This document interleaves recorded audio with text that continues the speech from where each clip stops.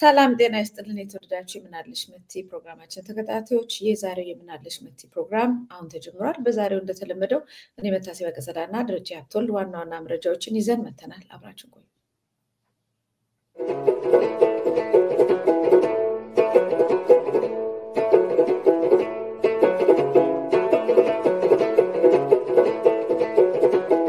ጤና ይስጥልኝ ደረጃ እንኳን ደህና መጣ። ጤና ይስጥልኝ መቲ እንዴት ነሽ? ደህና ነሽ ወይ? ደህና ይመስገን። ያው በትላንትናው ዕለት በፓርላማ ውስጥም እንደዚሁ በተለያዩ ቃለ መጠይቆች ላይ ጠቅላይ ሚኒስትሩ በኢትዮጵያ ውስጥ የበረከት ፀሐይ ወጥቶላታል ሀገሪቷ ብለዋል። በእርግጥ በቤተሱ እውነት ነው። እውነትነቱ ለብልጽግና ወይም በተለይ ለብልጽግና ሰዎች ለዋና ዋና ሰዎች የበረከት ጊዜ የበረከት ፀሐይ የወጣበት ጊዜ ነው። በኢትዮጵያ ምድር ላይ ደግሞ ደም እየፈሰሰ ነው በየቀኑ። ምናልባት በሱ ዜና ብንጀምር መልካም ነው። ጥሩ ነው። ዛሬ በጣም አሳዛኝ ነገር ነው እየሰማን ያለ ነው። እስኪ እኛ ወደ ማብራሪያው ከመግባታችን በፊት በትንሹ ከቪዲዮ እና ከፎቶ ቴክኒሻናችን እስኪ ያስገባልን እና በሱ እንጀምራለን። እንዳልሽው ሀገራችን አኬል ዳማ ከሆነች ረጅም ጊዜ ሆኗታል። በተለይ በዚህ በአርሲ ሁለት ወረዳዎች ውስጥ ሽርካና ጃጆ ነው እንደምትመለከችው መቲ። እነዚህ ፎቶዎች ናቸው። ህዝቡ አስከሬኖች ናቸው። እያለቀሰ ነው ህዝቡ የሚገኘው። በጣም በርካታ ሰዎች ናቸው የተገደሉት። የኦርቶዶክሳውያን ናቸው ሁሉም። ዛሬ የቀብር ስነ ስርዓታቸው ተፈጽሟል። ዜናውን እንዳለ ላቅርበው። በሁለት ወረዳዎች ውስጥ በርካታ ምዕመናን በአሳዛኝ ሁኔታ መገደላቸው ታውቋል። በሽርካ ወረዳ ልዩ ቦታው ዘንባባ አርሴማ ተብሎ በሚጠራው አካባቢ የክርስትና ሃይማኖት ተከታዮች ላይ ባነጣጠረው ጥቃት 14 ንጹሃን መገደላቸው ሲነገር፣ በጃጆ ወረዳም ተመሳሳይ ጥቃት መፈጸሙ ነው የተረጋገጠው። በታጣቂዎች ከተገደሉት ምዕመናን መካከል 5ቱ የአንድ ቤተሰብ አባላት ናቸው። ከዚህም ባሻገር ቀደም ሲል በጃጆ ወረዳ በታጣቂዎች የታገቱ ሰዎች እስካሁን እንዳልተመለሱ የዞኑ ሀገረ ስብከት ገልጿል። በኢትዮጵያ ኦርቶዶክስ ተዋሕዶ ቤተክርስቲያን የኦሮሚያ ክልል አርሲ ዞን ሀገረ ስብከት በሰሞኑኛው ጥቃት መርቲና ጉና ወይም አባጅማ በተሰኙ ሁለት ወረዳዎች ላይ የተገደሉ የሟቾች ቀብር በዛሬው ዕለት ቀብር ስነ ስርዓታቸው ተፈጽሟል። ጥቃቱ የተፈጸመው ጥቅምት 13 ቀን እኩለ ሌሊት መሆኑን ሀገረ ስብከቱ አመላክቷል። በአሳዛኝ ሁኔታ ተገድለው መርቴ ወረዳ ከተቀበሩት ውስጥ 2 ልጆችን ጨምሮ 5ቱ የአንድ ቤተሰብ አባላት ናቸው። እንዲሁም ለደህንነታቸው ሲባል ስማቸው እንዲነገር ያልፈለጉ የሀገረ ስብከቱ አመራር ትክክለኛውን የሟቾች ቁጥር በተመለከተ በቀጣይ አጣርተን እንገልጻለን ያሉት። አሁን በደረሰ መረጃ መሰረት ቁጥራቸው ከገመትነው በላይ ከፍም ዝቅ ሊል ስለሚችል ትክክለኛውን አሃዝ ሰሞኑን እናሳውቃለን ብለዋል። አብዛኞቹ ሟቾች ዛሬ የተቀበሩት በሌሜ ሲቃ ቅዱስ ጊዮርጊስ ቤተክርስቲያን መሆኑን የገለጹት አባቱ የአካባቢ ትልልቅ ባለስልጣናት ያሉበት ከመሆኑ አኳያ ቀደም ሲል ጥሩ ጥበቃ ነበረው። ግን ይህ ማለት አልተሞከረም ማለት አይደለም። ከአሁን በፊትም 6 ጊዜ አካባቢ ተሞክሮ ነበር፣ ከሽፏል። ዛሬ ግን ፈጽሞ ያልጠበቅነው አስደንጋጭ ሁኔታ ተከስቶብናል ብሏል። መቲ በትንሹ የተገደሉት ካንዱ 6 ካንዱ 14 በትንሹ ይሄ ትንሽ ነው፣ ወደ 20 ናቸው። ኦርቶዶክሳውያን እያለቁ ነው በየጊዜው ማለት ነው። በጣም አደገኛ የሆነው ይሄ አገዛዝ ከመጣ ጀምሮ አንድ የሚፈጸም ግድያ ቢሆን ይሄው ቁጥራቸው ምናቸው ይሄን ያልተያለሽ 10 20 እየተባለ የሚገደለው በየጊዜው ቢደመር የትና የት ነው? በአንድ በሁለት ሰዎች ላይ ግድያ ተፈጸመ ሲባል ሌላ አካባቢ የሚነሳውን ወቅት መለከቻለሽ። እኔ እንትን ለማድረግ አይደለም። ምዕመናንና የሃይማኖት አባቶች በእምነታቸው ጉዳይ ላይ ጥቃት ሲፈጸም መቆጣታቸውን አፕሪሼት ነው ማድረግ። አፕሪሼት አደርጋለሁ። በተለይ ሙስሊሞች በዚህ በኩል አፕሪሼት አደርጋቸዋለሁ። አንድም ሰው ይገደል በሃይማኖት ምክንያት፣ ሁለትም ሰው ይገደል ቁጣቸውን ትመለከቻለሽ። ያው የሆነ ትንሽ ሪዘርቬሽን እንዳለኝ ሆኖ ማለት ነው። ቢያንስ ግን ይሄ የመቆጣቱ ነገር መግለጫ እስከማውጣቱ አሁን ሰሞኑን አይተሻል። መካነ ሰላም ላይ ማን እንደገደላቸው አልታወቀም። ብልጽግና ራሱ ገድሏቸው ሊሆን ይችላል። ማንንም የሆነ ታጣቂዎች ገደሏቸው ስለተባለ ዛሬ መጅሊሱ መግለጫ እስከማውጣት ነው ሄደው። የቤተክርስቲያን አባቶች በመስቀድቀድ ሄደው በደመራ ቀን ሲታረዱ ሰምተናል። ሻሸመኔ ውስጥ ልጆቻቸው ቄሱ በጥምቀትም በየዓመቱ ነው እንደዚህ በየዓመቱ ግብር ሆኗል። በየደመራው ግብር ሆኗል። ደግሞ በዚህ በወለጋና በአርሲ አካባቢ ተመልከች የሚፈጸመውን ነገር። እኛ ይሄን ነገር እንዳንናገር እንደው እንትን እንዳይሆን እንላለን። እስከመቼ? ይሄ እኮ ግፍ እኮ ነው። የጅምላ እኮ ጭፍጨፋ ነው። እነዚህ ሰዎች እኮ የተገደሉት ኦርቶዶክስ ተዋሕዶ እምነት ተከታይ በመሆናቸው ምክንያት ነው። ማን ነው የሚቆምላቸው እረኛ? ማን ነው የሚያወጣላቸው? መቼም መንግስት ድረስላቸው ብለን አቤቱታ እናቀርብም። ካሁን በኋላ አውቆ የተኛም ቢቀሰቅሱት አይሰማም። ማን ሆኗልና ይሄን የሚያደርገው? ኮሬ ነገኛ ያለበት ክልል ነው። ተስፋ ቆርጠናል። ብልጽግና እንደ መንግስት አናየው። እንኳን አርሲ ውስጥ ድረስላቸው ይባል ዛሬ በመላ ሀገሪቱ ህዝቡ ጭንቀት ላይ ነው። በዚህ ሁኔታ እስከ መቼ ነው የሚቆየው? ራሳቸውን ይከላከሉ የነበሩትን እንደምትመለከቱት አካባቢ ትንሽ ራሳቸውን ተደራጅታችሁ ተብለው ያን ሲሞክሩ ይሄ በዚህ ቀን ተበሳጭተው ትጥቃቸውን አስወረዷቸው። ይሄ ነገር እየተፈጠረ ያለው ደግሞ ከዛ በኋላ ዝም ብላችሁ ሙቱ፣ ባዶ እጃችሁን ጠብቋቸው የሚል ነገር ነው የተላለፈው። ስለዚህ ራሱ የደበቀብሽን ዕቃ አፋልገኝ አትዩ። ራሱ የሚያደርገው መንግስት እባክህ ታደጋቸው ብለሽ አትማጸኝ። መንግስት እንደውም ማለ የሚባልበት ደረጃ ላይ አልደረስንም። ቤተክርስቲያን ምን ማድረግ አለባት? እስከ መቼ ነው ቤተክርስቲያን በጥበብ በትዕግስት እንያዘው የሚባል? ቤተክርስቲያን ድምፅ ያሰሙ የነበሩ አባቶችን በሴራም በምንም እያደረጉ አሁን ደግሞ እንደ አዲስ በዚህ በኩል ግድያው ቀጥለዋል። ወርዶባቸዋል የኢትዮጵያ ኦርቶዶክስ ተዋሕዶ ምዕመናን። ለምን እንደሆነ አይገባንም። ምን አይነት የተሰራ ኃጢአት እንዳለም አናውቅም። ምን አይነት ግፍ ተፈጽሞ ከሆነ ገና ነው መከራቸው የተባለ ይመስላል። ምንድን ካህናቱ ተገደሉ፣ በአውደ ምህረት ላይ ዓመት በዓሎች ተሻሩ፣ ብዙ ነገር ተደረጉና ቤተክርስቲያናቶች ተዘጉ፣ ተቃጠሉና ቅዱስ ሲኖዶስስ ጠንከር ያለ መግለጫ ከማውጣትም አልፎ ከተለያየ ነገር አልፎ ምንድነው መደረግ ያለበት የሚለውን ነገር በዚህ ላይ አጥብቆ መናገር የለበትም ወይ? ለምዕመናን መምከር መልእክት ማስተላለፍ የለበትም ወይ? እስኪ መቴ አንቺ በዚህ ላይ ምን ትያለሽ? ከባድ ነው። በየጊዜው የተለመደ ዜና ሆኗል። በዚህ 7 ዓመት ውስጥ የሞት ዜና መቼም እኔ ከዚህ በፊት በምናለሽ መት የራሴን የግል አቋሜን አንጸባርቄያለሁ። አቋሜ ደግሞ ውጊያው የመንፈሳዊ ውጊያ ነው። ክርስትናን የሚጠላ በተለይ ኦርቶዶክስን የሚጠላ ስርዓት መጥቷል። ይሄ ስርዓት እንደዚሁ ባይ ዲፎልት ገንዘብን ስታመልክ እኮ አለቀ እኮ። ከሃይማኖት ጋር በተለይ ከክርስትና ጋር ትለያያል፣ አለቀ። ገንዘብን ስታመልከው፣ ደሃን ስትጠላው፣ በሰው ደም መጫወት ስትጀምር የእግዚአብሔር ሳትሆን ያጋንንት ነህ፣ ባጭሩ አለቀ። አሁን እንደዚህ አይነት አስተሳሰቦች ቤተመንግስት ገብተው በአደባባይ በሰው ደም መሳለቅ ከተጀመሩ ደሃ መጫወቻ፣ መዘባበቻ፣ መቀለጃ፣ የሰው ደም ደግሞ ተራ ከምንም ነገር ከምናምንቴ የሚቆጠር መሆኑን በደንብ አድርገን በአደባባይ ተናግረናል። እነሱ ወጥተው ሰው በሞተ ቁጥር ቀልድ ነው የሚቀልዱት። ይሄንን ሊቀልድ የሚችለው ማን ነው? ሰው ነው? ክርስቲያን ነው? እንደው ሃይማኖት ያለው ሰው ነው? ማን ነው ብለህ እኮ መጠየቅ ነው ግልጽ። በሰዎች ደም በሰዎች ጉስቁልና የሚሳለቅና የሚስቅ ማን ነው? ከሞቱም በኋላ የሚሰድባቸው ማን ነው? ምን አይነት ስብና ያለው አካል ነው ብለህ ስትጠይቅ ብልጽግና አሁን ይሄን ነው እየነገረ ነው። ሰው ሞተ፣ ለምንድን ነው አንተ ችግኝ የምትተክለው? ሰው በሞተ ጊዜ ለምን ሀዘን አትገልጽም? ከህዝቡ ጋር መቆምን እንኳን እኔ አይደለሁም የገደልኩት ወይንም እንደውም ለአስከሬናቸው መጠለያ ይሆንላቸዋል፣ ጥላ ይሆንላቸዋል ተብሎ ከዚህ በኋላ ምን ትጠብቃለህ? ከዚህ በኋላ የኢትዮጵያ ህዝብ ምን ይጠብቃል? እዛ ቦታ ላይ እኮ አለቀ። የሰውነት ክብር እዛ ቦታ ላይ ተቀበረ። አያገባኝም፣ መቀለጃ ናችሁ፣ መሳቂያ ናችሁ፣ ምንም ወደኋላ የሚመልሰኝ የለም፣ የምፈልገውን አረጋለሁ፣ የማንኛውም ሰው ደም መፍሰስ ግድ የለኝም የሚለው አስተሳሰብ እንዳለ ነው። በዛ በኩል ደግሞ ጥልቅ ብሎ እጅግራቸውን አስገብተው በኢትዮጵያ ኦርቶዶክስ ተዋሕዶ ቤተክርስቲያን በሁሉም ሃይማኖት ውስጥ ይሄንን ያለምንም እንትን ነው እናገረው፣ በሁሉም ሃይማኖት ውስጥ ገብቶ ብልጽግና ፓርቲ ገብቶ የራሱ አድርጎታል። በቃ ይሄ ምንም አዲስ ነገር የለውም።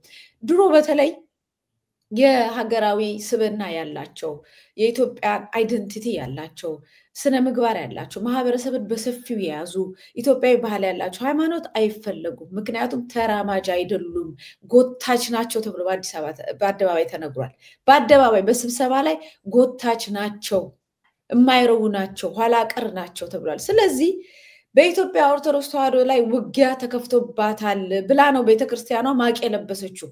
ማቅ ለብሳ ቤተክርስቲያን ስደት ላይ ነች ተብሎ በአደባባይ ተነግሯል። አለቀ በቃ፣ ስደት ላይ ነች። አሁን ስደቷ መቼ ይመለሳል? መቼ ይቆማል? እስከ መቼ ነው? ዝም ብሎ እንደውም ከስደት በላይ እንዲሁ መጥፊያዋ ይሁን ወይንስ የሆነ ጊዜ ላይ የሚቆም ነገር ይሁን የሚለውን ምዕመኑ እየጮኸ ነው። ግን መሪ የለውም እንደሚታወቀው ውጭ ሀገራት ላይ ብዙ እንቅስቃሴዎች አሉ እናውቃለን ወደ መሬት በቀደም እኮ የቅዱስ ፓትርያርኩን የብዙ ፓትርያርኩን ለቅሶና ሀዘንና ስብራት የዚህም ሪፍሌክሽን ነው ብዬ ነበር የዚህንም የቤተክርስቲያንን ሀዘን የሀገርን ሀዘን ያዘለ ነገር ነው ምክንያቱም እንደዚህ አይነት ጉዳዮች ላይ የሚወያዩ አባቶች እየሄዱ ስለነበረ ነው በዛ ለቅሶ ላይ ተቀዳሚ ሙፍቲ ላይ ሀዘን ያየንበት አንደኛው ይሄ ነው የኢትዮጵያ ኦርቶዶክስ ተዋሕዶ ቤተክርስቲያን የኢትዮጵያ እንደ ሀገር የመሳሰሉት እነዚህ እሴቶቻችን የመቀበሪያቸው ሁኔታንም ነው በዛ ደረጃ በጣም ሆደ አስባሽ ነው ስንቴ ተናገርን ይሄንን ዜና ሙሉ ቤተሰብ ይሄ ቀለ እኮ እንደውም ይሄ አዲስ ነው የዛሬውን በለው እኔና አንተ ወይም አንተም ብቻ ነው እኔም ብቻዬን በየጊዜው ይዘገብናቸው ሙሉ ቤተሰቦች ካህናት ሙሉ ቤተሰባቸውን ተገድለው እንኳን ማለት ነው ከተገደሉ እንኳን አረካ ብለው ቆራርጧቸው የሚሄዱት ማን ናቸው ምንድናቸው ለምን ይሄን ማድረግ አስፈልገ የሚለው በጣም ግልጽ ነው የኢትዮጵያ ኦርቶዶክስ ተዋሕዶ ቤተክርስቲያን መንፈሳዊ ውጊያ ተከፍቶባታል ይሄ ደግሞ ለመላው ኢትዮጵያ ይሄ ፍቅርን የሚሰብክ አንድነትን የሚሰብክ ምናምን ጠቅላላ ውጊያ ላይ ነው ሃይማኖቷ ብቻ አይደለችም ማንኛውም በሙስሊሙም በምኑም አንድነት ይሻለናል ምናምን የሚል በኢትዮጵያ ሴትን ጠብቆ የሚል ሀገራዊ አንድነትን ጠብቆ የሚል ደሃን አትበድሉ የሚል እነዚህ ሰዎች ጠቅላላ ተቋምም ግለሰቦችም ይመታሉ በቃ ጊዜው የሰይጣን ነው ምንም ሌላ አዲስ የምሰጠው ነገር የለኝ ጊዜው የሰይጣን ነው የኔ አቋም ነው ግን ይሄንን ተሸንፎ ተንበርክኮ እስከመቼ ማለፍ ይቻላል ነው ቀና ብሎ መስራት አይገባም ወይ ቀና ብሎ የሚጸልይ መጸልይ አቋምም ያለው በአቋሙ መቆም አንድ ላይ ተደራጅቶ ማስቆም የሚችል ኃይልም ከሌለ በስተቀር ድሮ ነበር ኢትዮጵያ የምትጠፋው ኦርቶዶክስ የምትጠፋው ድሮ ነበር ሃይማኖቶች ሁሉ ማይኖሩን በዚህ አካሄድማ ተሰብረን ቢሆን እጅ ሰተን ቢሆን እንዳሁኑ በዝምታችን ቀጥለን ቢሆን ኖሮ አሁን ቤተክርስቲያን ውስጥ ኢትዮጵያ ኦርቶዶክስ ተዋሕዶ ቤተክርስቲያን አይኖራትም ነበር አንድም እሱን ያልሆነበት ዋንኛው ምክንያት ተነስታ ቀና ብላ ይሄንን ጉዳይ ፋይት ስላደረገችው ስለታገለችው ስለዚህ አሁንም ጸጥ ብሎ ከመጥፋት ሰው ሃይማኖቱን ካጣ አገሩን ካጣ ምንም ሊቀርበት የሚችል አንዳችም ነገር የለም ከዚህ አንፃር ሃይማኖት አለን ብለው እዛ ደፋቀና ያያሉ የሚያሸበሽቡ ሁሉ ከማን ጋር ያሸበሽቡ እንደሆነ በቤተክርስቲያን መጥፋት ላይ በቅዱሳን መጥፋት መካናት መጥፋት በክርስቲያን መጥፋት በኢትዮጵያ መጥፋት ላይ ተጠያቂ ናቸው ግን ምን ዋጋ አለው ከጠፋን በኋላ ተጠያቂ ብናረጋቸው ስለዚህ ሳንጠፋ እንቁም ነው ለሚሞቱ ንጹሃን ሰዎች ሳንጠፋ እንቁም የሚል አቋም ነው ያለኝ ደረጃ ያው በጣም ብዙ የቆየ ተከማቸ ቁስልም ስላለ ነው አሁን ሰፋርጌ የተናገርኩት ብርቅ አይደለም አዲሳችን አይደለም ይሄ ሞት ዜና ልክ ነሽ መቲ ምንም ምረው ነገር የለም የቆየ ነው በቤተክርስቲያን ላይ ግን አንድ እርምጃ ከስከዛሬውም ከመግለጫው አለፍ ያለ አንድ እርምጃ ከአባቶች እንጠብቃለን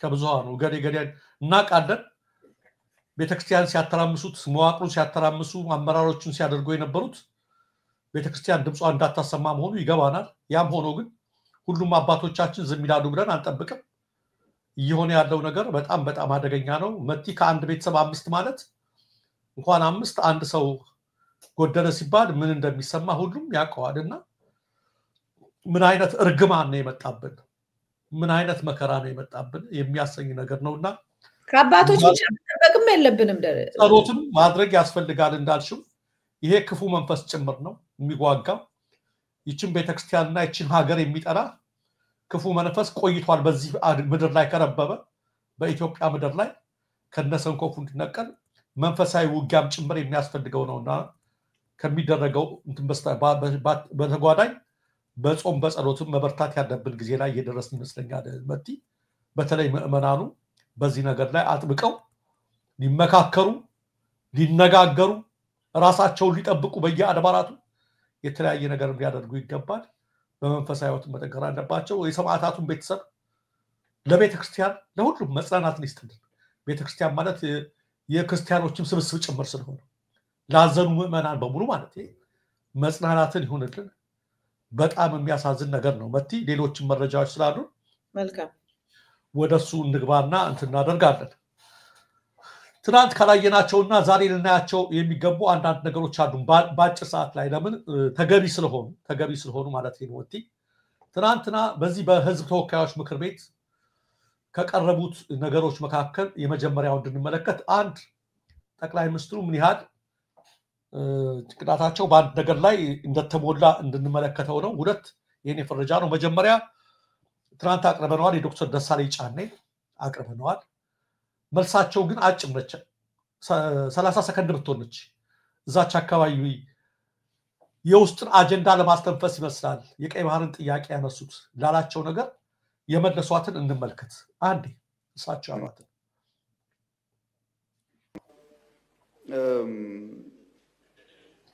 የውስጥ አጀንዳን ዳይቨርት ለማድረግ ነው ያሉት የተከበሩት። በእርግጥ ይሄን ነገር ከኤርትራውያን ሰምተናል፣ ብዙ ጊዜ ነግረውናል። ለምን ምክር ቤት እንደመጣ አላወቅኩም እንጂ ኤርትራውያን ይሄ ጉዳይ የሚነሳ ያለው የውስጥ ጉዳያቸውን ዳይቨርት ለማድረግ ነው ብለውናል። እንዴት ነው ዞሮ እዚህ እንደመጡ ባይገባኝም ማለት ነው። ይሄን አየን። ይሄን ካየን በኋላ እሱን ፎቶ አሳይልኝ። አብይ ይሄን ካሉ በኋላ የብልጽግና ማሊያ ለባሾች፣ ተከፋዮች፣ የክብር አባሎች የሚባሉት ሁሉ በሙሉ በትዕዛዝ ስለሆነ የኤርትራውን ኢሳያስ ጎሬ ፓርላማ ይዞ የተገኘው ሰው በማለት ይሄን ፎቶግራፍ በትዕዛዝ ነው የወረደላቸው። ዶክተር ደሳለኝ የኤርትራ ባንዲራ አልብሰው አሰራጭተውታል። በእነሱ አይደለም የምንፈርደው። መቲ የፍረጃ ፖለቲካ ይሄ ኢትዮጵያ የቆየው የቆሸሸ ፖለቲካ ምን ያህል ስር እንደሰደደ ነው። አብይ ወደ ስልጣን ሲመጡ ሰዎች እየተፈረጁ ፖለቲካችን ተበላሽቶ ጥያቄ ያነሳ ኦነግ ይባላል፣ ሌላው ግንቦት ሰባት ይባላል እየተባለ ሰዎች እየተፈረጁ መከራና ስቃይ ሲደርስባቸው ነበር ብለው የተናገሩት የዛሬ 7 ዓመት። በአሁኑ ሰዓት ላይ ጥያቄ ካነሳሽ እያንዳንዱ ነገሩ የሻቢያ ተላላኪ ይልሻል፣ የወያኔ ተላላኪ፣ ጽንፈኛ የፋኖ ተላላኪ ምናምን ነው ያለች። ለመናገር የፈለኩት መቲ የዶክተር ደሳለኝ ጥያቄ ተጠንቅቆ ነው የጠየቀው። ስለ ሀገሬ በማሰቤ ነው ይሄን ጥያቄ የማነሳው።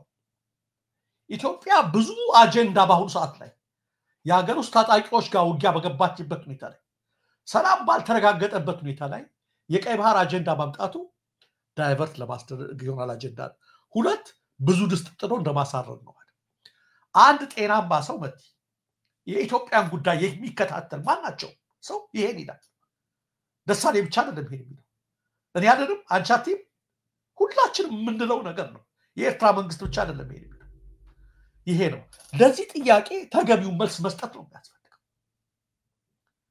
ለዚህ ጥያቄ ይሄ ነው ሲባሉ አብይ እኮ የወደብ አጀንዳቸው ውሸት እንደሆነ እኮ ትናንት እዛው አሳብቆባቸዋል እኮ። ደህና ሰላም እንድፈጥር ከፈለጋችሁ ታጣቂዎችን ማስታጠቅ አቁሙ ነው ያሉት። አብይ ኤርትራ ያላቸው ታጣቂ እየረዱብኝ ነው የሚል ነው ውስጡ የተደበቀው። አምልጧቸው ተናገሩ። ወደብ ሽፋን የመጣ ነው ሌላውን ለማማለል ምን ለማድረግ ነው? ቢቀሰቀስ ጦርነት ሰው እንዲደግፈኝ በማለት ነው። አብይ እኮ ማለት ደሳለኝ እንዲህ ያሉ ሰውዬ እኮ ፈንዲሻ ማዘግነው እኔ ነኝ ያሉ ናቸው እኮ። እኔ ጣቴን የተሸለሙትን ቀለበት ካላስገባሁት ብለው አደባባይ እየታዩ ናቸው።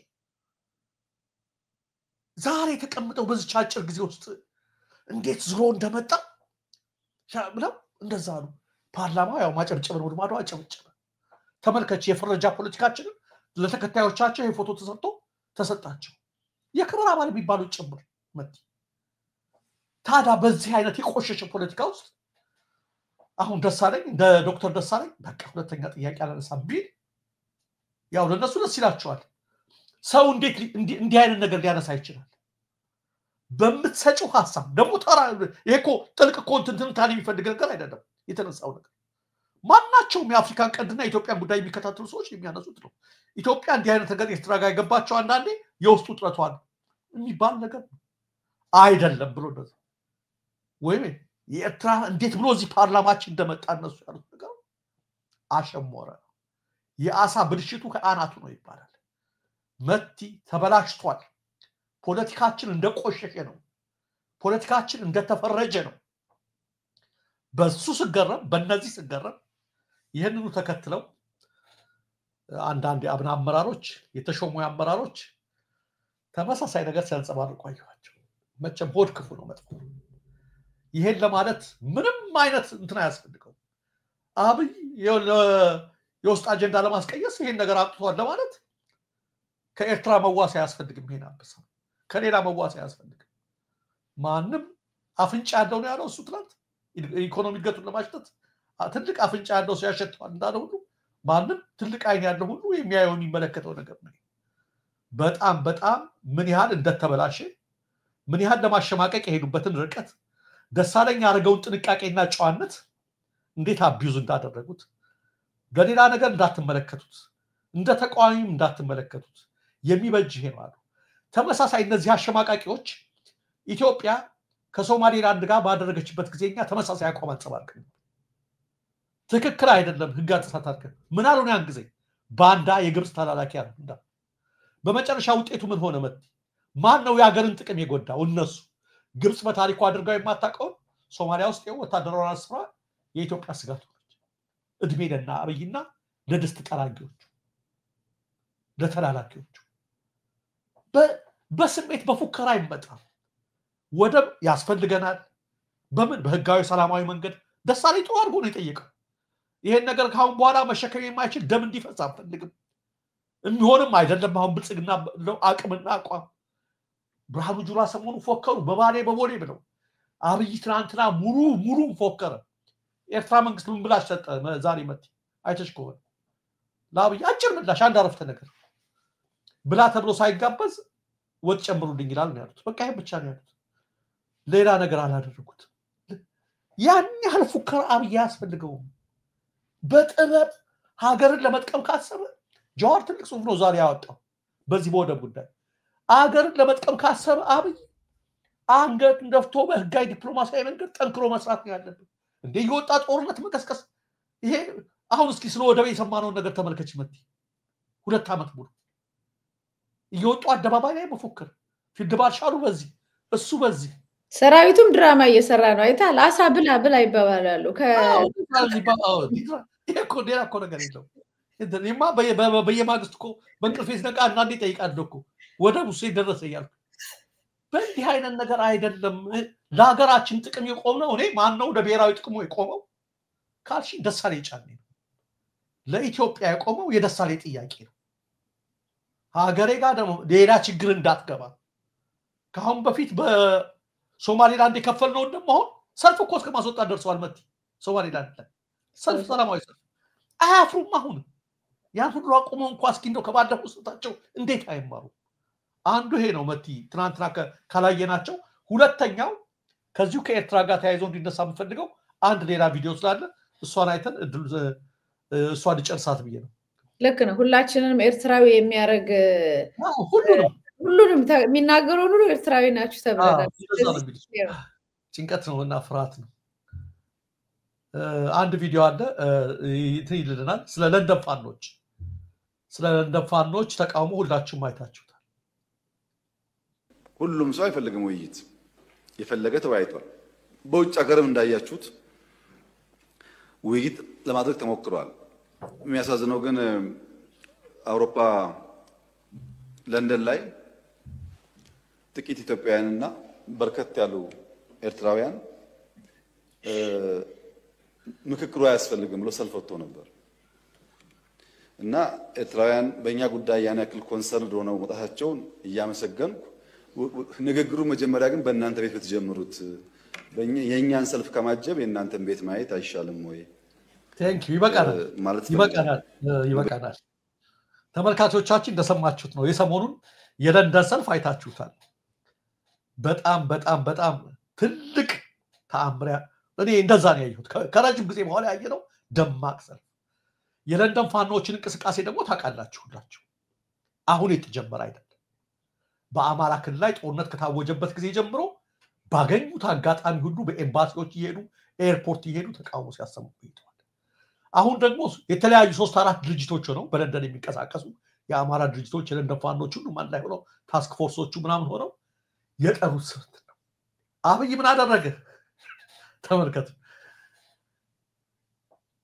የሚናገረው ነገር የሚያዳምጠው ጠፍቶ ተቃውሞ እንደነጠፈ ስላወቀ ይሄን ያህል ሰው የወጣብኝ ኢትዮጵያ አይደለም ብሎ ዲናይ ኢኮኖሚ ማድረግ ነው እሱም ብቻ አይደለም የውይይቱ ለታ ፋኖች ለመግባት የተወሰነ ገብተዋል አብዛኞቹ አልገቡም ተከልክለዋል አይተኮንና የተከለከሉት ውጪ እዛው ሰልፍ ያረጉ ነበር እና እንዳይገቡ ተከልክለው ነው ሰልፍ ያደረጉት እና ለምን ተደረጉ እና እነሱ እንደውም ኢትዮጵያዊ አይደሉም ኤርትራውያን ናቸው ተባለ ማለት ነው። ይሄ ነው በቃ ሪፖርት ያቀርቡለታል አንዳንዴ እንዴት እንደዚህ ሆናችሁ ምናምን ሲባሉ ኤምባሲ አካባቢ ያሉ ሰዎች ይሄ በነገራችን የውሸት ሪፖርት የተለመደ ነው። ለምን አልሰራችሁም ተብለው ይገመገማሉ።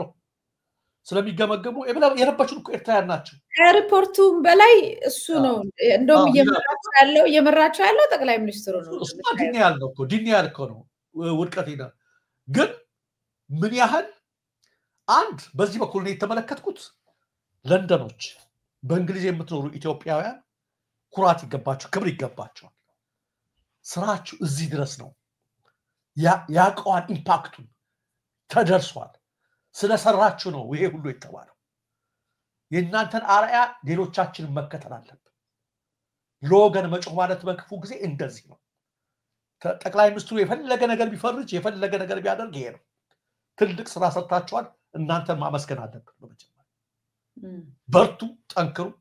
በሌሎች የውጭ ሀገር ያላችሁ በሙሉ ይሄን አርአያ መከተል አለበት። በሁለተኛ ደረጃ አሁንም ጭንቅላት ተሰንቅሮ የቀረው ጠቅላይ ሚኒስትሩ ላይ ተመልከች። ኤርትራ ደሳለኝ የሻዕቢያ ጥያቄ ኤርትራ በየት መጣብን? ፓርላማ ውስጥ ለንደን ኤርትራውያን ሰልፍ ወጡብን ይላል። ነገ ጠዋት ከምሬ ነው ብለው መጥፎ ነገር ሊፈጠር ይችላል። ባለቤታቸውም ጋር በሆነ ነገር ቢጣሉ ይችማ ከኤርትራውያን ጋር ውለሽ መጥተሻል ብለው መጣላታቸው አይቀርም። እንደውም ሳጣራ ኤርትራዊ ነሽ ነው እንጂ ወይም ኤርትራ አለብሽ ብለው ይችላሉ። እንትና ጋር ወይዘሮ ዝናሽ ጋር የሆነ ጥያቄ ቢጠይቁት የሆነ ነገር ቢያደርጉት እንደውም እኮ እኔ እጠራጠራለሁ አያቶችሽ እንደዚህ ናቸው ሲባል ሰምቻለሁ።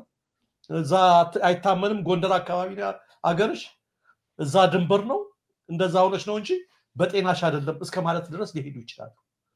አንድ ነገር ጭንቅላትሽ ውስጥ ከተቀጠለ ያ ነው የሚባል ነገር አይለቅም። በጣም ሰሞኑን አንድ ፊልም እያየሁ በጣም ገርሞኛል። ጆሌ ነው ምናምን የሚባል ኢትዮጵያ ፊልም ነው ገረመኝ። ሰዎች ልከውልኝ እስኪው ብለውኝ ነው እንደዚህ ያስተምራል። ጭንቅላትሽ ውስጥ የተሰነቀረ አንድ ነገር በጣም ነው የሳኩት እና ሰውየው ባለቤቱ ጋር ደህና የነበሩትን ሰው እንዲሁ እኔ በተፈጥሮ በራ ደስ ይለኛል ትለዋለች ስላለችው በቴሌቪዥን ሁሉ በራስ ባየ ቁጥር ቴሌቪዥን ማጥፋት ጀምሯል።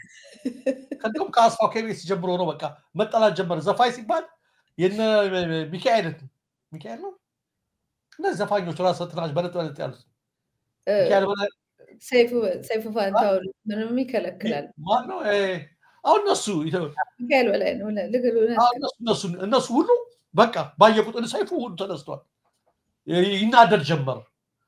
በዚህ ሂደት ውስጥ ይገርምሻል ምን ይደረጋል?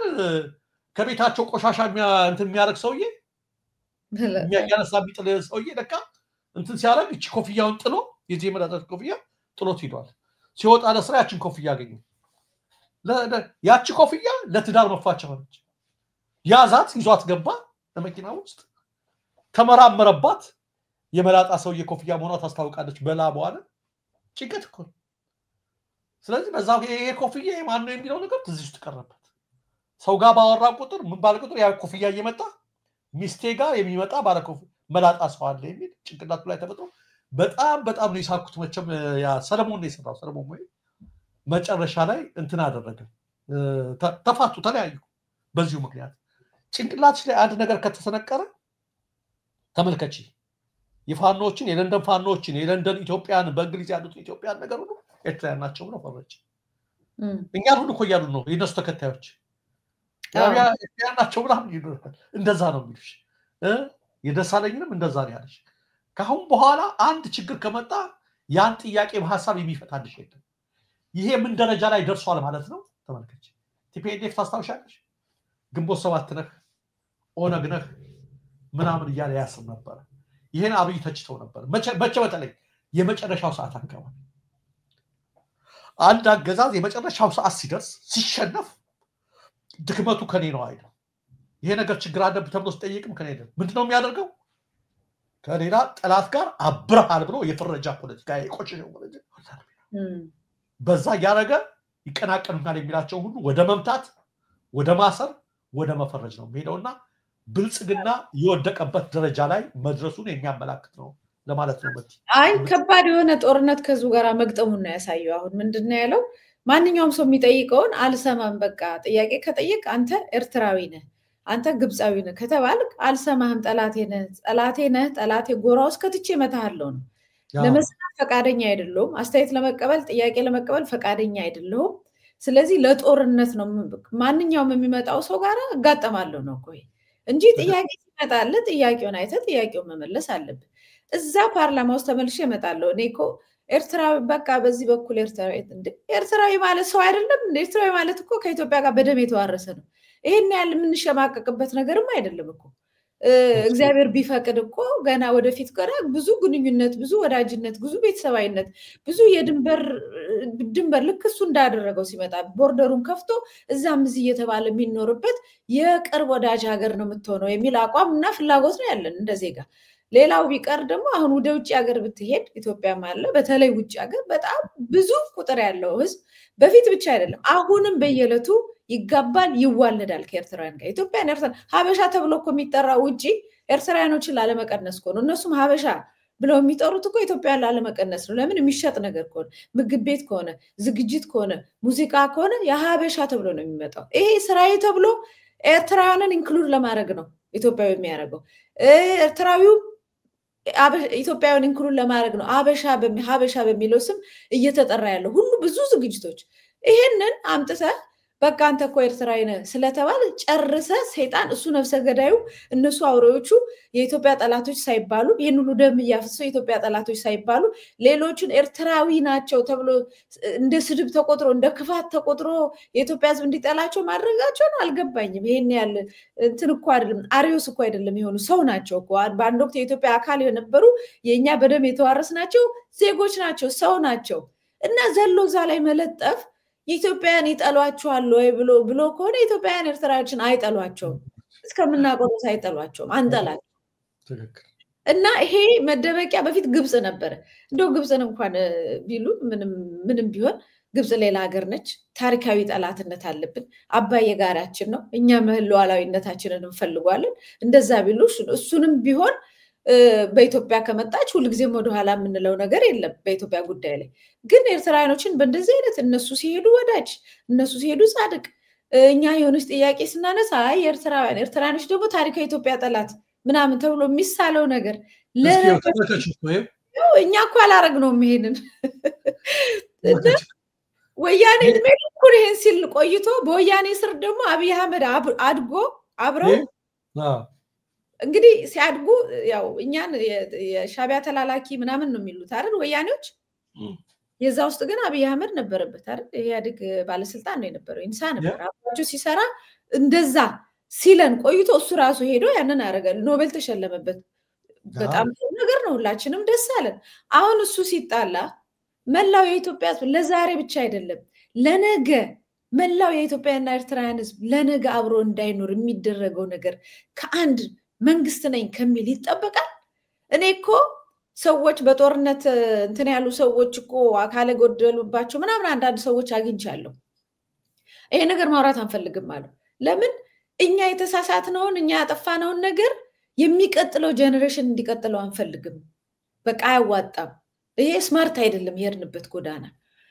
በጣም ጥሩ ጎዳና በአንድ ላይ ሆኖ ማድረግ ነው። ሁለታችንም እንፈላለጋለን ያሉ ሰዎች አሉ። አሁን እዚህ ላይ እየተሳለ ያለው አንድን እንደ ሀገር የጎረቤት ሀገር እንደ ቅርበትም ከማንኛውም ዓለም ላይ ካለው ሀገር የሚቀርብህን የደምህን አካል በዚህ ደረጃ እንደ ጠላት አድርገህ ፈርጀህ ትውልዱ ነገ አብሮ እንዳይኖር እድሜ ልክ እየተገዳደለ እንዲኖር። ለመገዳደል ደግሞ በጣም ኢዚ ነው፣ ቀላል ነው። ምክንያቱም በጣም ቦርደር እንዋረሳለን፣ መልካችን ተመሳሳይ ነው። እንጠፋፋ ከተባልን በጣም አደገኛ ነው። ለምን ይሄን ታደርጋለህ? ማነህ? ምንድነህ? ኢትዮጵያን በምን ያህል ብትጠላት ነው እንደዚህ አይነት ጠላት በየዙሪያው እየሄድክ የምትፈለፍልላት? ወዳጅ ማምጣት ሲገባ ጠላት እነ ቀዳማዊ ኃይለ ሥላሴ ጊዜ ምናምን እነ ሶማሊያ እነ ሱዳን እንቅስቃሴ ሲኖር ይገባሉ፣ ሰተት ብለው ይገቡና ወዳጅነት እዛው ልክ ያለውን እንቅስቃሴ ሁሉ ለማየት ማለት ነው። ነገ ወደ ኢትዮጵያ የሚሻገር ነገር እንዳይኖር አንተ ስራዬ ብሎ ጦርነት እየፈጠሩ ሰላማዊ ይሁን ነው። አዎ ቦርደር የተባለው ነገር ቃሉን እኛም ሁላችን ኢትዮጵያን ስለሚገዛለ ስለሚፈልገው የባህር በር ሁሉም ስለሚፈልገው የአጀንዳ መጣ። አዎ ጥሩ ነው አለ። አይ በጦርነት ሰበቃ ግን ለምን ይሆናል? ለምን ድጋሚ ይሞታል? ለምን ለዘላለም በጠላትነት እንቀጥላለን? ሌላ መፍትሄ የለም ወይ የሚል ጥያቄ ሲመጣ አይ በቃ ኤርትራውያን ጠላቶች ናችሁ፣ እናንተም ኤርትራውያን ናችሁ። እንደ አብዛኛው የኢትዮጵያ ሕዝብ ጥያቄ በመናድና እናንተ ኤርትራውያን ናችሁ ወይም ግብጽ ለመግደል በመዘጋጀት መፍትሄ አታመጣም። አንድ እሱ ነው። ሁለተኛው በዚህ ደረጃ ይፈራቸዋል ማለት ነው። እኛ ከተነሳን ተነሳን ነው፣ ሽማግሌ እንትን ብለናል፣ ከተነሳን ግን ተነሳን ነው ምናምን የሚል ፉከራ ካረክ በኋላ ለምንድን ነው በየአቅጣጫው እየሄድክ ኤርትራ ኤርትራ እያልክ የምታለቅሰው ታዲያ? ምን ማልቀስ አስፈለገ? ይሄን ያህል እንዴ? እኛ እናጠፋቸዋለን ካልክ በኋላ በቃ ይሄ ሁሉ ፉከራ ምን ያስፈልጋል? ለምንድን ነው ካፋቸው ላይ ታዲያ የማይነሳው? ሀገሩ በእያንዳንዱ ነገር ነው። ሌላው ግን በጣም ሊታይ የሚገባው እዛ ፓርላማ ውስጥ ሁሉ ጊዜ ነው እንደው ሳቴጂ ይሄ ሁሉ ፉከራ ያስላልሻት አንድ ግጥም አለችኝ እኔ 4 መስመር ትናንት የጻፍኳት ገርሞኝ ነው ይሄ ነገር ማለት ነው። ፊሽካ ትላለች ርዕሷ እዚሁ ጋር ስለሚል ማለት ነው። ጁላም ዘራፋሉ አብይም ቀወጡ ጌችና ሬድዋንም ቡሬ ደርሰው መጡ። 2 ዓመት ሙሉ ካድሬው ማጓራ ዛሬም እንደገና እንደ አዲስ ፉከራ ብልጼ እንዲህ በባዶ ቦሬ ከረካ ለምን ያረግም ምልክቱን ፊሽካ የምትል ነውና አምፖል ነው ምልክታቸው ለምን ፊሽካ ያረጉትን ከሚል ነው። እሺ ቀጥይ። ፊሽካ ጥሩ እንትን ነው። እንደው አዲሱ ምርጫ በፊሽካ ቢወዳደሩ ጥሩ ይመስለኛል። እና አጠቃላይ ዞሮ ዞሮ እስቲ ማን ነው አሁን እነሱ ጦርነት ይላሉ፣ እኛ ሰላም እንላለን። በቃ ይሄ ነው ልዩነታችን። እነሱ በጦርነት ይላሉ፣ እኛ በሰላም። እነሱ ሀገር በመከፋፈል ነው በአንድነት ነው። ነገ ለነገ የሚጠቅመን ሰላምና ፍቅር ነው። ጸብ እነሱ ጸብ እና መርዝና ምናምን ይተክላሉ። አይኛ ፍቅር ነው መትከል የምንፈልገው። ነገም ይባላል ለዛሬም ለነገም የሚጠቅመን ሰላም ነው እንጂ እኮ ኮዙ ላይ እኮ ችግር የለብንም። እንኳን እኔ ኤርትራኖች እኛ የምንጠቀምበት ነገር ከሆነ የሚጠቅመን ነገር ከሆነ በዛ ደረጃ አይ ኢትዮጵያ መጠቀም የለባትም ዝም ብሎ እንደዚህ ብለው ይላሉ ብዬ ለማለትም ይከብደኛል። ለምን ሁኔታው ውጪ ያለው ግንኙነት እዚህ የምንኖራቸው አኗኗሮች ምናምን ብዙዎች እንኳን እንደዛ እንኳን ቢሉ እንዴ በጋራ ብንጠቀምናል እንካ መንካ በቃ እናንተም እንደዚህ እኛም እንደዚህ ተብለን በፍቅር አሳምነት አመጣለህ እንጂ ምንድን እኛ ይሄን ያህል የምንጨርሰው የምናስገድለው ሰው በዝቶብናል ማለት ነው። ጦርነት እንዴት ነው እንደዚህ ሰው ጦርነትን ኤክስፖርት የሚያደርግ መንግስት እኮ ነው። ስንት ነገር ሰርተን ኤክስፖርት ማድረግ ሲገባን ጦርነትን ኤክስፖርት በየጊዜው ይሄ በጣም የሚያሳፍር ነገር ነው። እና አሁንም ኤርትራውያንም በሉን ግብጽም በሉን ምንም በሉን እንደ ኢትዮጵያ ለኢትዮጵያው ለነባራዩ ላለው ነባራዩ እውነታ ለኢትዮጵያ ህዝብ ሰላምና በሰላማዊ መንገድ ነው ምንም ነገር መፍትሄ የሚመጣለት። አለዛ እናንተም ስትሄዱ ትውልዱ ይዞት የሚቀጥለው ሌላ ቁርሾ ሌላ ደም መፋሰስ አይፈልግም። ይሄ ነው ፋክቱ እንግዲህ። ስለዚህ በዚህ ነው የኢትዮጵያ ህዝብ ምርጫውን የሚያስተካክለው በዚህ ነው። ሌላው ፓርላማ ላይ ጥያቄ ሲነሳ ለምንድን ነው ጥያቄው የማይመለሰው? ሲጀመር ያው ካድሬው ምናምኑ ፊሽካ ነው። አንተ እንዳልከው ፊሽካውን ቢርርም ብሎ አወድሶ ምናምን እንደውም ከአብይ በላይ እነሱ ለመሳደብ ምናምን ወጥተው ይፎክራሉ። መቼም ትዝብት ነው ኢትዮጵያ ላይ እንደ ራሴ ብሎ ያስቀመጣቸው ሰዎች ዳብይ ሆነው ህዝቡን ሲሰድቡት በጣም የሚያሳፍር ነው። እሱ ሌላ ጊዜ አለ። አብይ አህመድ ጠቅላይ ሚኒስትር የኢትዮጵያ ጠቅላይ ሚኒስትር ነኝ ብሎ እዛ ቁጭ ብሎ ከፓርላማ ተወካዮች ለመቀረበልን ጥያቄ ምናምን ይልና ቅድም እንዳልከው ያ የመላጣ ሰውዬ ታሪክ ነው ግን የሚመጣው። እያንዳንዱ መልሶች ለምንድን ነው እኛ ለምንናገረው ጥያቄዎች ነው መልስ የሚሰጡ? አንድ አጋዘን ነበረ ንጉስ ትሆናለህ ተብሎ እንደዚህ ሄደ 2-3 ጊዜ በአንበሳ ተበላ። ማንጎ ነኝ ያላችሁ ግራዋ ናችሁ አትሉ ራሳችሁን አታ ተረት አንድ የፊዚክስ አስተማሪ ነበር።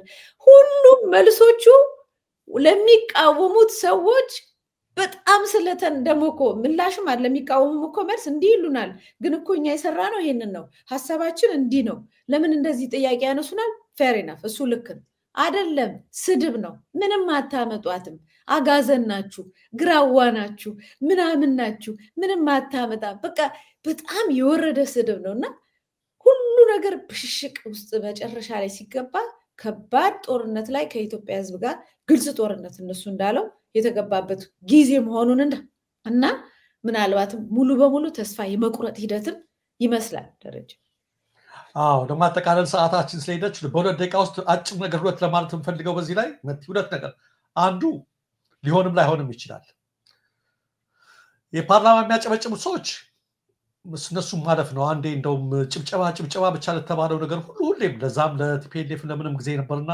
እንደውም አንዴ እኮ መራራ ፓርላማ በነበሩበት ሰዓት ላይ ምንድነው የፓርላማ አባላት ታንቀላፋላችሁ ይባላል በውይይት ላይ ተብለው ሲጠየቁ እንግዲህ በላይ ምን እዚህ ያደጋ አባላት እያጨበጨቡ ያስተኙንም ባላሉ አልተኛንም እንኳን አሉ ምሳቸው እያጨበጨቡ አላስተኛሉ ያሉትና ይሄን አሉ ይባላል ኤኒዌይ በእነሱ አንገረመም አብይ በአሰብ በምን ጉዳይ ላይ ጦርነት ይከፍታሉ አይከፍቱም እኔ አይከፍቱም ግምት ነው አንዱ ነጥብ ይሄ ነው ግምቴ ነው መቼም ቢሆን አያደርገው ባለው አቅምና አቋም 2 ዓመት እንደተፎከረ ነው ነገ ጧት ያደረገው ይመስለኛል በጣም ካደረገው ደግሞ ለምንድን ነው የሚለው እንድናይ ብዬ ነው ሁለተኛው ይሄ ሆኖ ግን ካደረገውና ሁለት በእርግጠኝነት የምናገረው አንዱ ግምቴ ነው አያደርገውም የሚለው ሁለተኛው ሊያደርገውም ላያደርገውም ይችላል ቢያደርገውም ባያደርገውም እርግጠኛነቴ ምንድነው ካልሽ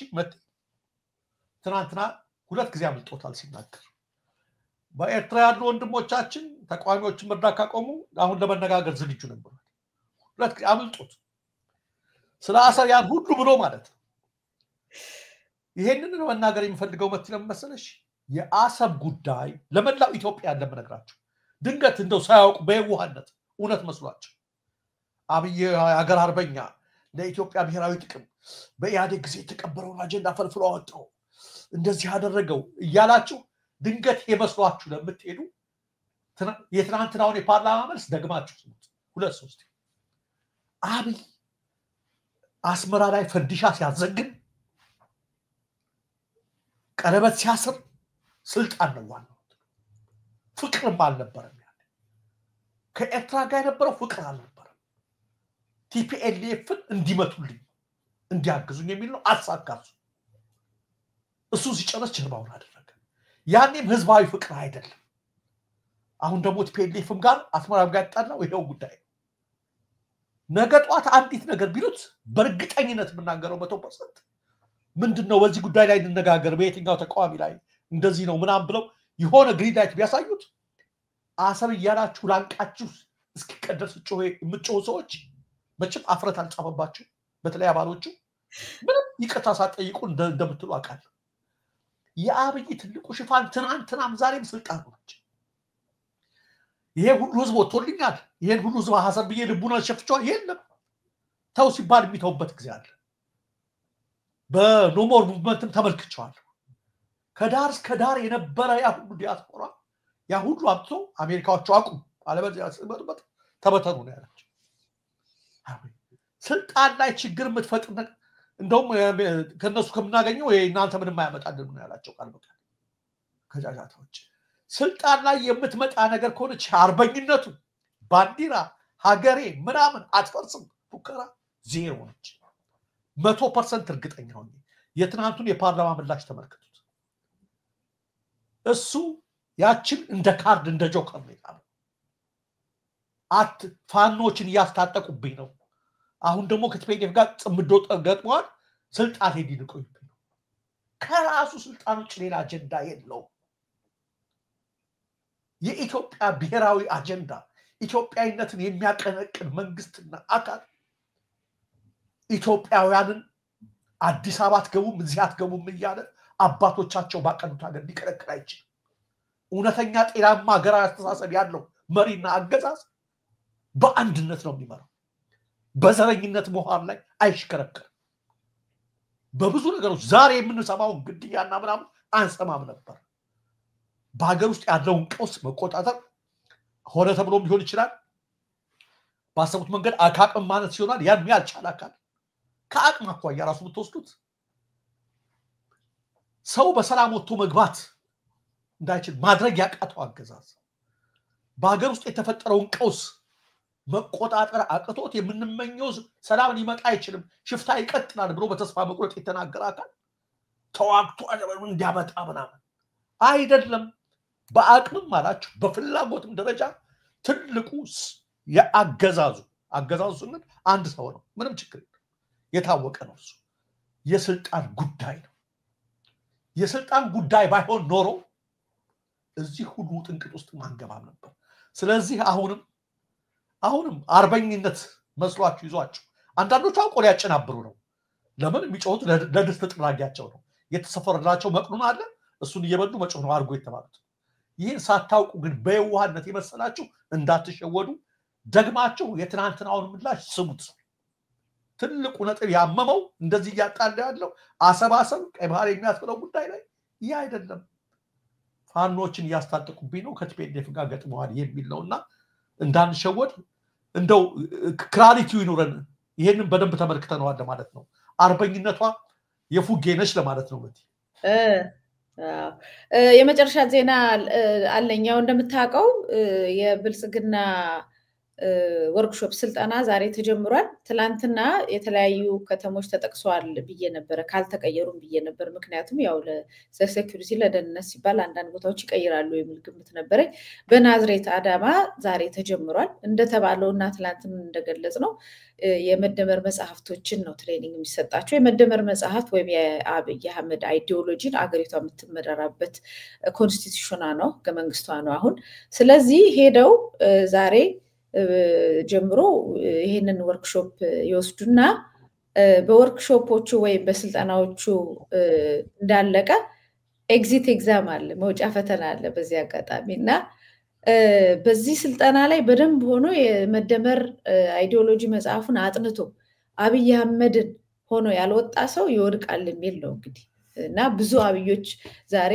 የሚፈለፈሉበት ስልጣና ተጀምሯል ባጭሩ ይሄን ለማካፈል መልካም ፈተና ይሁንላችሁ ውጤቱን ደግሞ ተግባራችኋለሁ እሺ አመሰግናለሁ ደረጀ ስለነበረ ቆይታ አድማጭ ተመልካቾቻችን ስትከታተሉ የዛሬውን ዋና መረጃዎችን የምናቀርብበት የምናለሽ ምት ፕሮግራማችን ነው የዛሬውን በዚህ ፈጸምን ዳግም በነገው ዕለት እስከምንገናኝ ሰላም ቆዩ